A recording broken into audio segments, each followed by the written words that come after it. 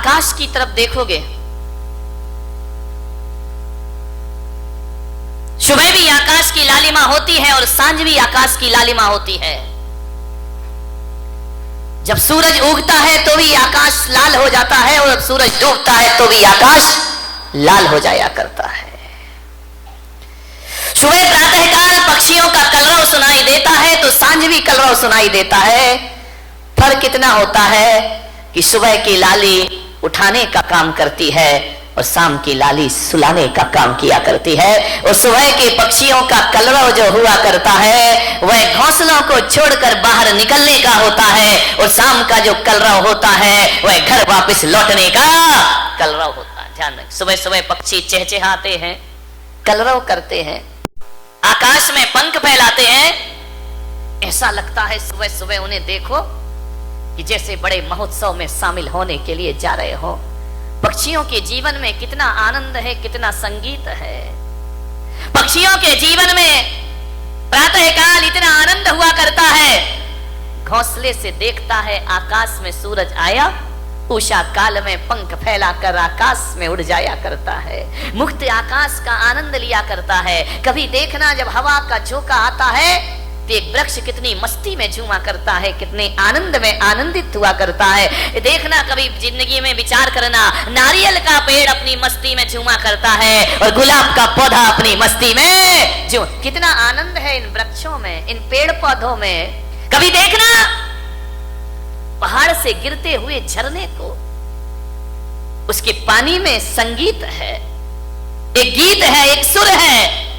बड़े संगीत के साथ पानी झरना बनकर के धरती पर गिरा करता है, बड़ा आनंद है। कल कल निनाद करती नदी को देखना, कितना आनंद है उस नदी में, अपनी मस्ती में रहती है, अपनी मौज में रहा करती है। चिड़िया आनंदित है, पशु पक्षी आनंदित है। एक गाय का बछड़ा जब दौड़ करके रंभाता हुआ मां के पास आता है, इतना आनंद उस बछड़े में हुआ करता है। मान्यवर, मैं आपसे निवेदन करने जा रहा हूं कि पेड़ पौधे आनंदित हैं, नदी आनंदित है, तालाब आनंदित है, झरने आनंदित हैं। कितना आनंद है इस संसार में, सुखी सुख है मेरे भाई। विचार करिए आप, प्रकृति का कण कण आनंद में जी रहा है। आसमान आनंदित है, जब रात होती है ना तो हजारों सितारों को आसमान लेकर धरती पर अपना सौंदर्य का रूप दिखाया करता है, आकाश में चंद्रमा चमका करता है। ध्यान रखिए, ज्यों ज्यों रात गहरी होती है आकाश का सौंदर्य बढ़ते चला जाता है, बढ़ते चला जाता है।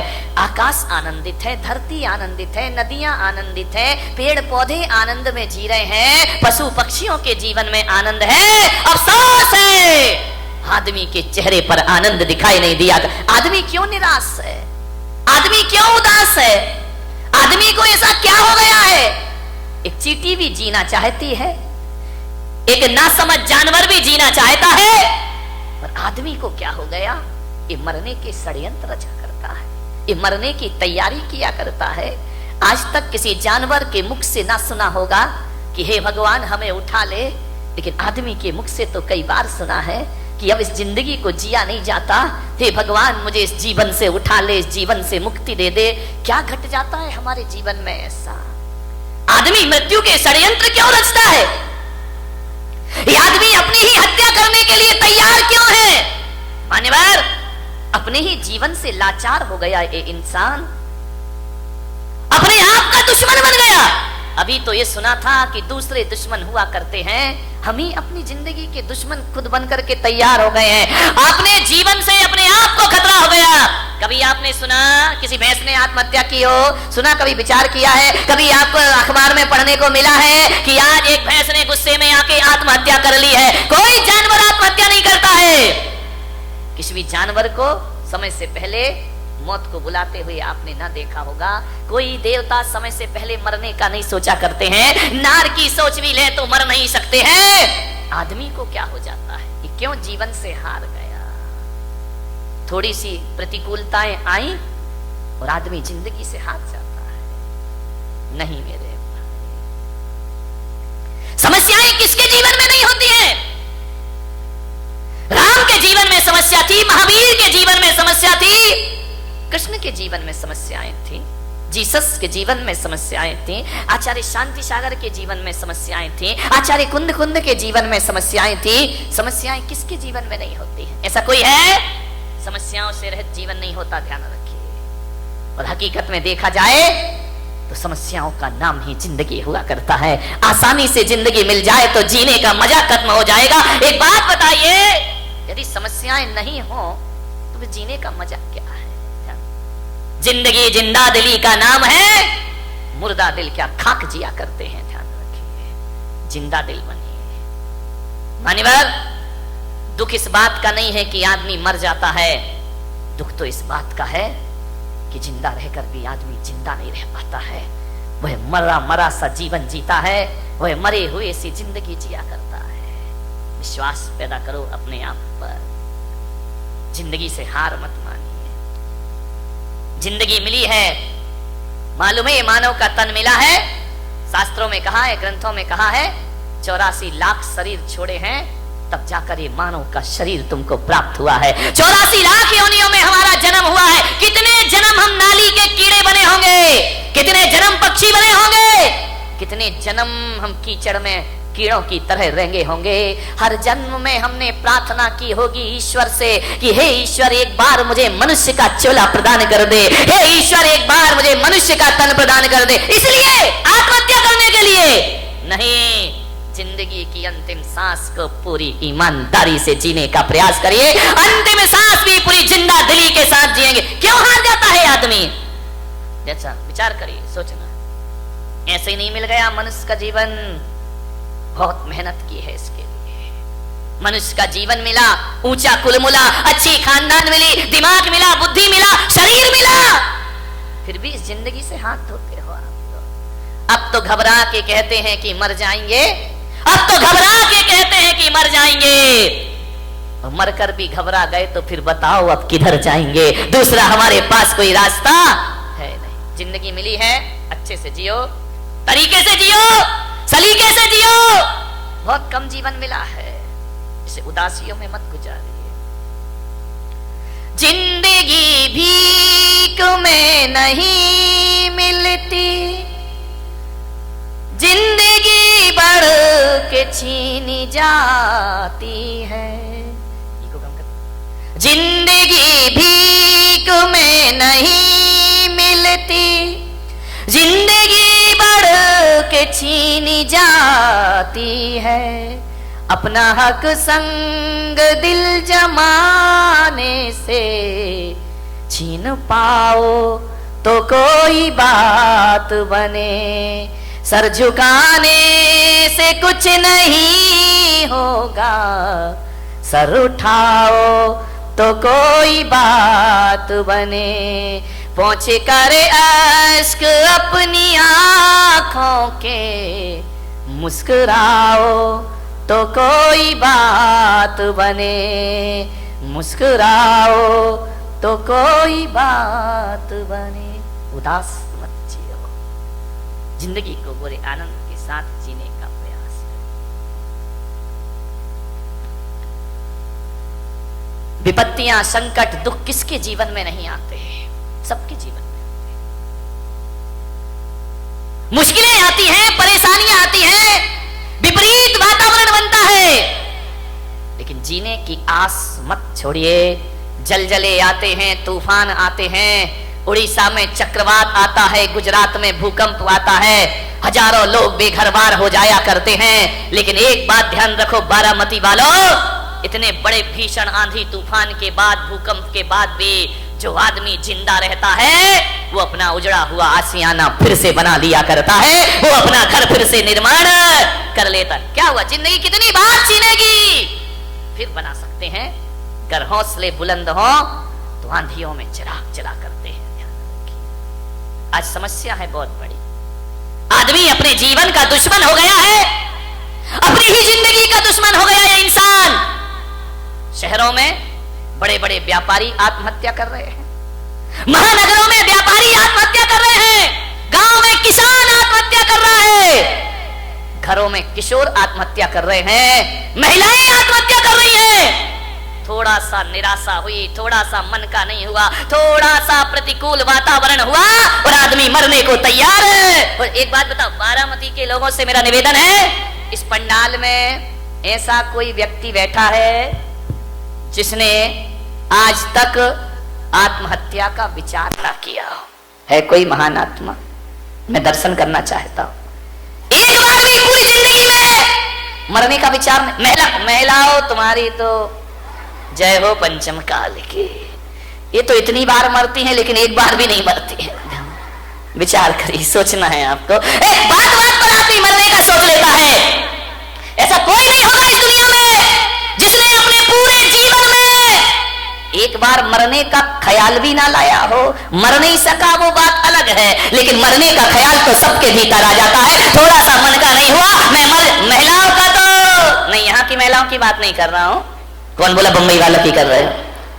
ना, तुम्हारी तो अभी नहीं, आगे जाके विचार करना है आपको। महिलाएं तो हमेशा थोड़े, इनके दो ही हथियार हैं, ध्यान रखना। या मैं मायके चली जाऊंगी या फिर मैं मर जाऊंगी, आत्महत्या कर लूंगी, सुसाइड कर लूंगी, मैं नहीं जीऊंगी, करना नहीं जिंदगी से। महिलाओं से मैं बात बात पे आत्महत्या के विचार मत बनाइए, मरने के विचार मत बनाइए। ध्यान रखिए, विचार करिए आप, बहुत अशुभ विचार है। भगवान महावीर कहते हैं मरने के विचार भाव हिंसा कहलाया करती है, और भाव हिंसा को दम्भ हिंसा से भी बड़ा पाप माना जाता है। अरे दैहिक हिंसा उतनी खतरनाक नहीं होती है जितनी वैचारिक। इससे बड़ी क्या हत्या, दूसरों की हत्या करना भगवान महावीर ने पाप कहा है। एक इंद्रिय जीव को भी मारना भगवान महावीर ने पाप कहा है। अरे एक बात याद रखना, मेरे महावीर कहा करते हैं, अरे दूसरों की हत्या करना पाप है, लेकिन अपने आप की हत्या करना महापाप हुआ करता है। इससे बड़ा दूसरा कोई पाप?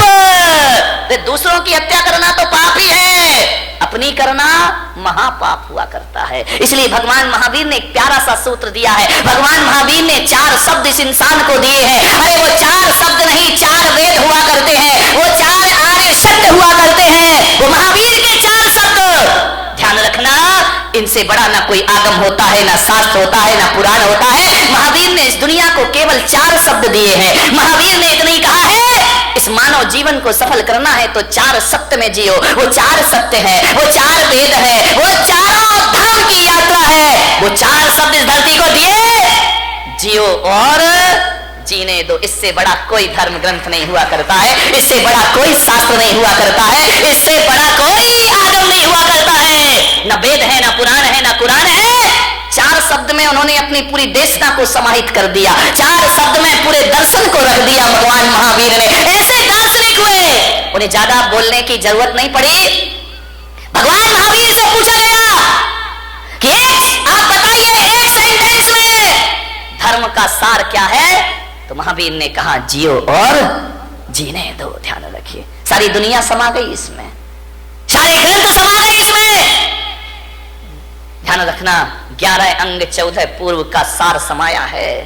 ये इतना साधारण अक्षर नहीं है, इतने साधारण शब्द नहीं है कि बैनरों पर लिखवा दिए जाए वो हमारी इतिश्री हो जाए। ध्यान रखिए, जियो और जीने दो। भगवान महावीर ने सबसे पहले कहा है जियो, ध्यान रखना, उसके बाद जीने दो। मैंने कहा ऐसा क्यों कहा है, स्वार्थी क्यों बना दिया कि पहले खुद जियो फिर दूसरों को जीने दो? तो महावीर ने कहा ये स्वार्थ नहीं, ये परमार्थ हुआ करता है। अरे जो आदमी खुद जीना नहीं जानता है वो दूसरों को जीवन दान कहां से दे सकता है? पहले खुद जियो, कैसे जीना है? जब खुद ही नहीं जियोगे तो जीने दो कहां से आ जाएगा जीवन में? ध्यान रखिए, बहुत बड़ा शब्द है ये भगवान महावीर का। धर्मनिरपेक्ष है, सार्वजनिक है, यूनिवर्सल है। हिंदू हो, मुसलमान हो, सिख हो, ईसाई हो। कल एक सांसद महोदय मेरे पास आए, उन्होंने कहा महाराज भगवान महावीर पर कोई ऐसी पुस्तक है जो सरल शब्दों में लिखी गई हो?